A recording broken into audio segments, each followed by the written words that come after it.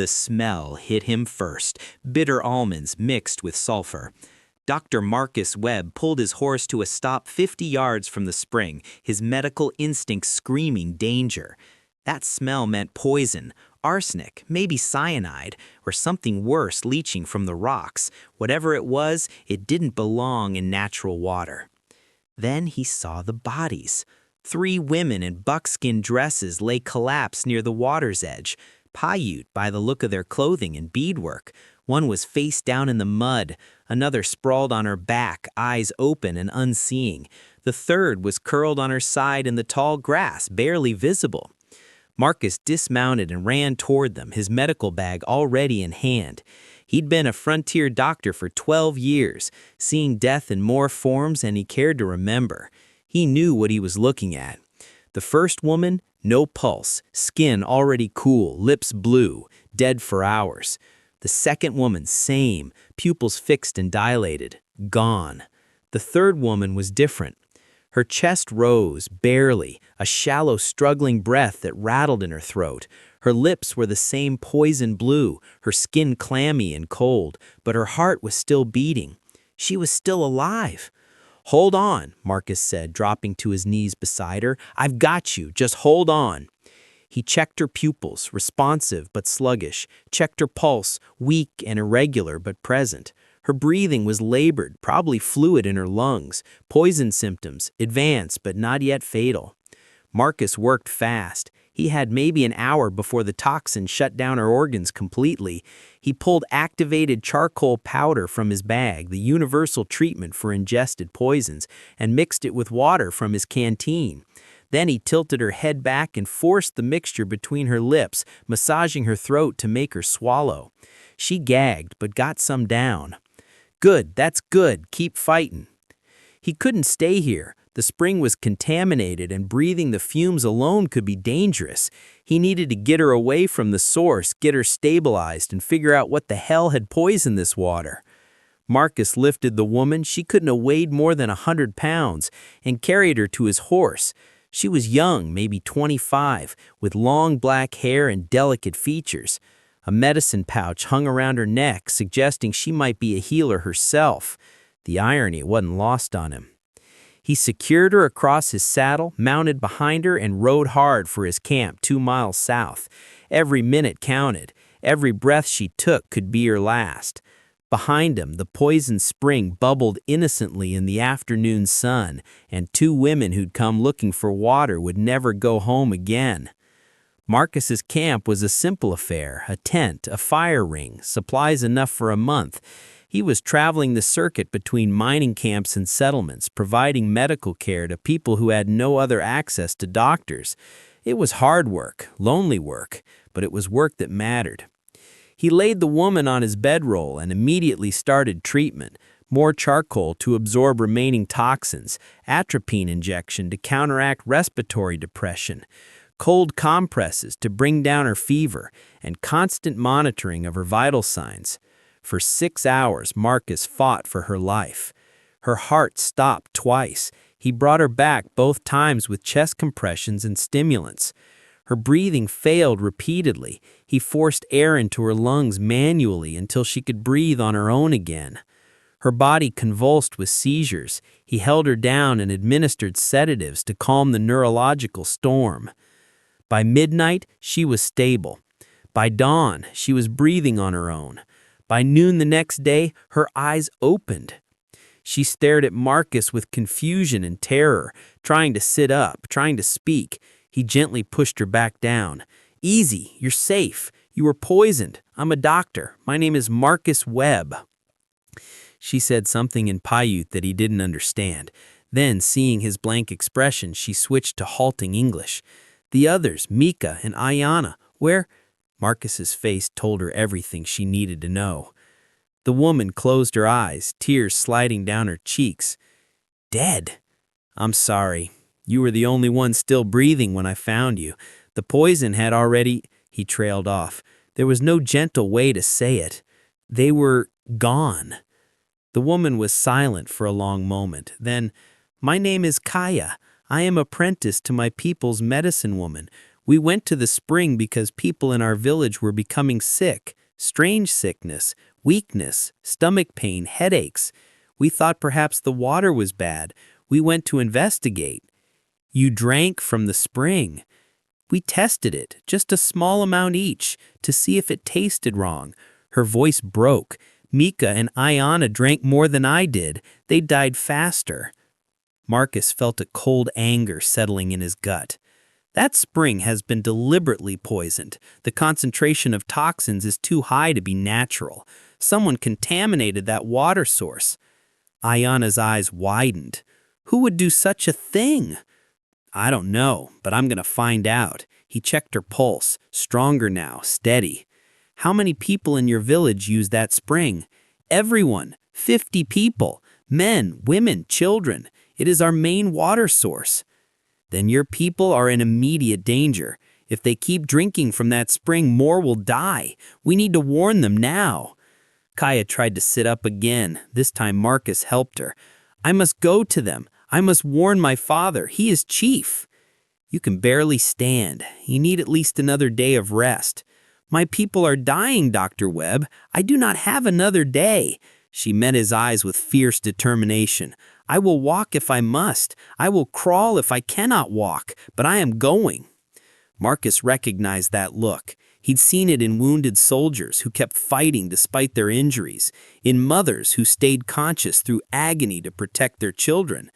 It was the look of someone who would rather die than fail the people they loved. Then I'm coming with you, he said.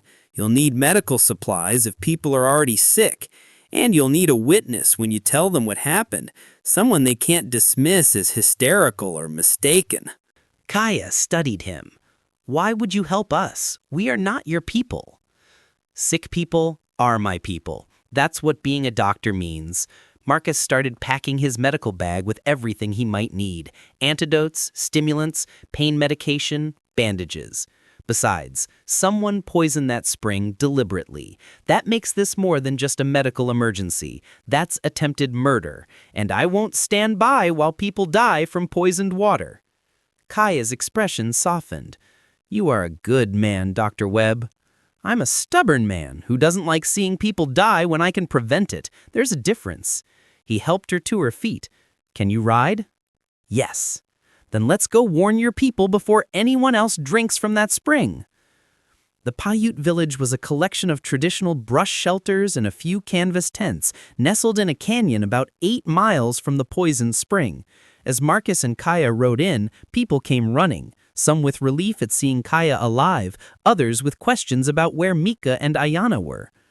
Kaya's father, Chief Namid, was a man in his 60s with silver hair and eyes that had seen too much hardship.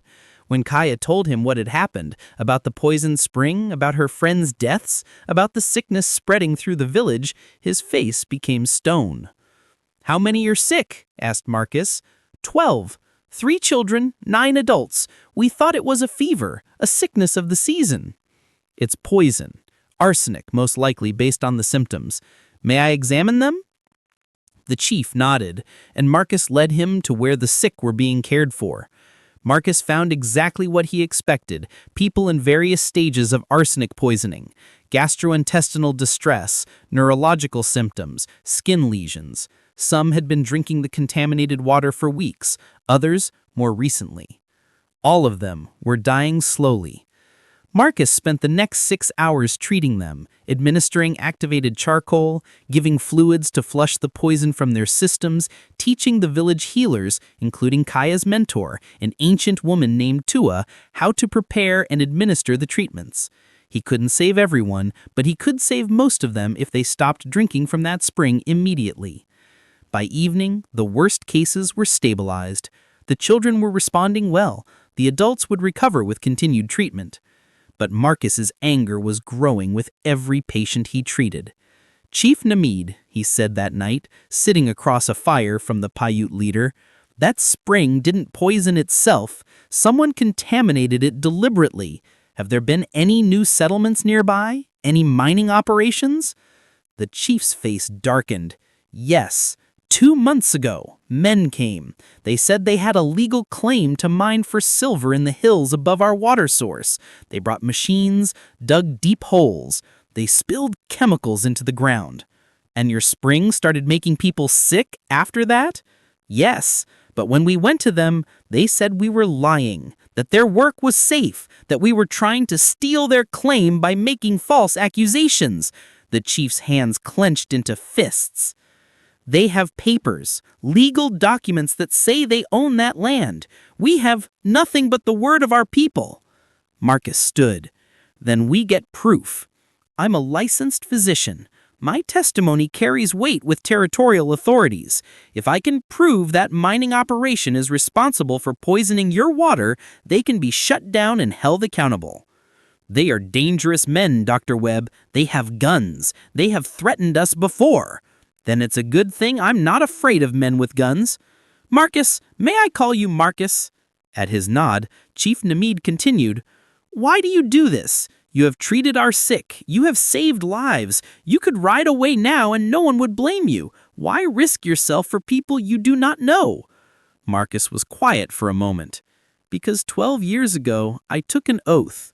I swore to do no harm, to help the sick, and to stand against anything that threatens human life. That oath didn't come with exceptions for race or tribe or convenience. Those miners poisoned your water. They're killing your people. And I'll be damned if I let them get away with it. The chief smiled, a real smile, warm and approving. You are welcome in our village, Marcus Webb, always. The mining operation was exactly what Marcus expected, a scar on the landscape where men had torn into the earth with machines and dynamite, leaving piles of toxic waste and pools of chemical runoff. The smell of mercury and arsenic was overwhelming, and the runoff was flowing directly into the watershed that fed the Paiute spring.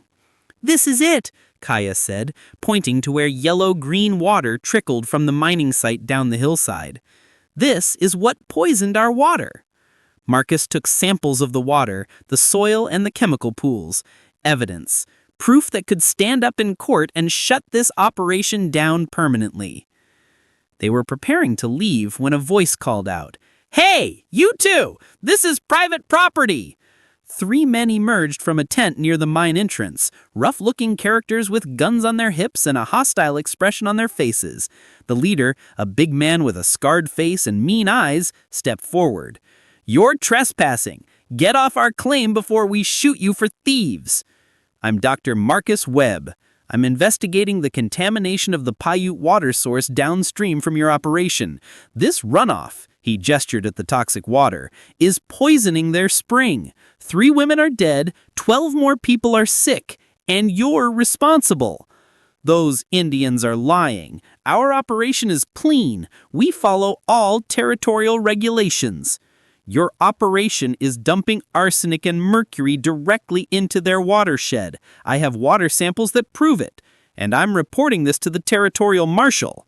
You're not reporting anything. The big man's hand dropped to his gun. You're going to hand over those samples and ride out of here. And if you know what's good for you, you'll forget you ever saw this place.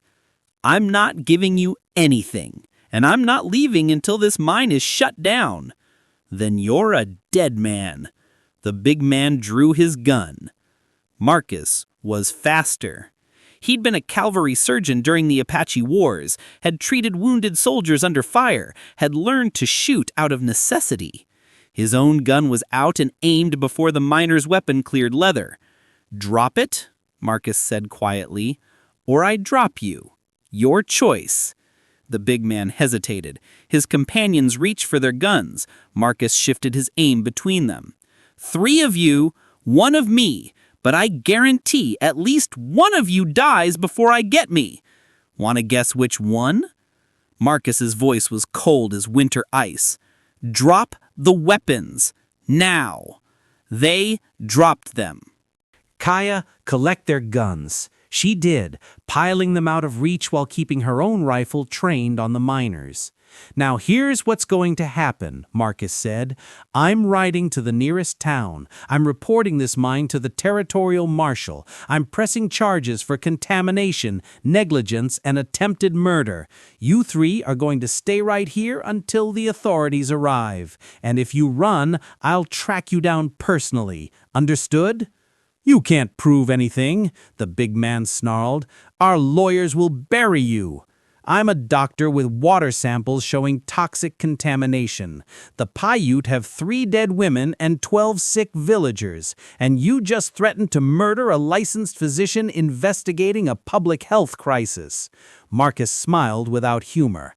Your lawyers are going to earn every penny you pay them, which, after the fines and compensation, won't be much.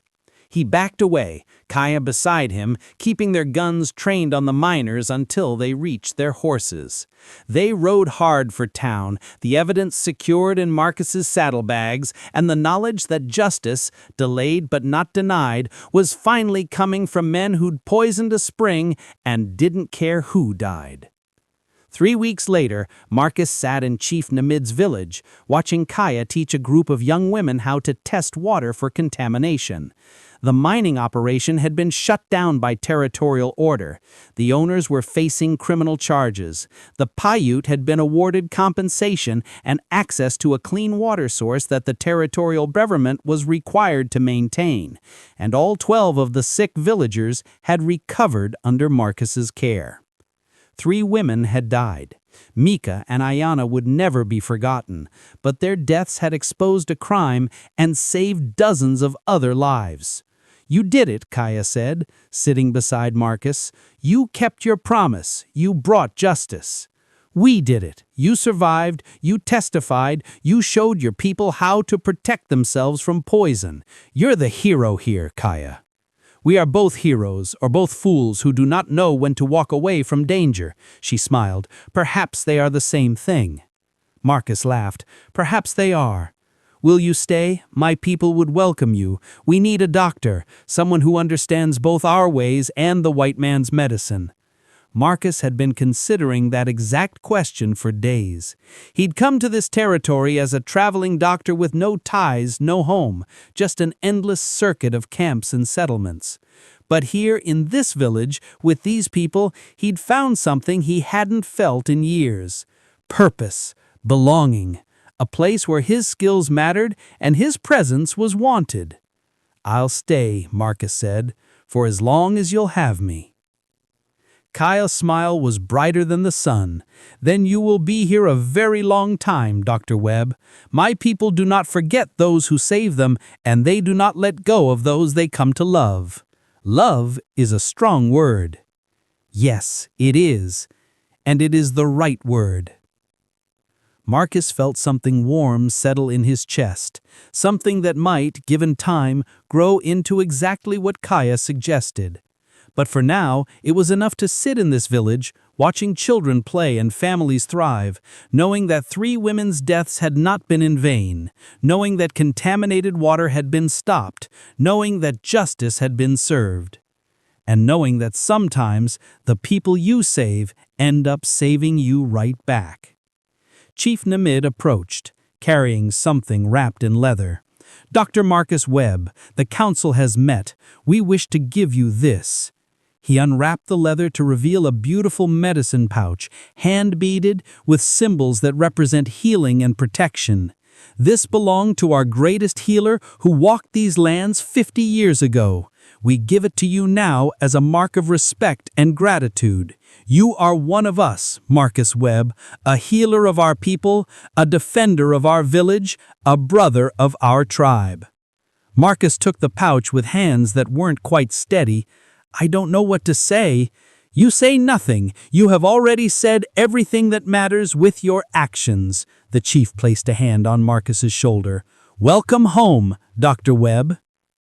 Marcus looked around at the faces watching him, men, women, children he'd treated and saved. Kaya beside him, her hand finding his. This village that had welcomed a stranger and made him family. Home. He hadn't had one of those in a very long time. Thank you, Marcus said quietly, for everything. And as the sun set over the canyon, painting the sky gold and red, Dr. Marcus Webb finally understood what it meant to belong, not to a place, but to people who needed him, and whom he was discovering he needed just as much. If you enjoyed this story of courage and justice in the frontier, I'd love to hear your thoughts in the comments below. Have you ever stood up against injustice even when it was dangerous? What would you have done in Marcus's position? Share your thoughts, and don't forget to subscribe for more tales of heroism, honor, and the fight for what's right in the Old West. Thanks for watching till the end, and I'll see you in the next story.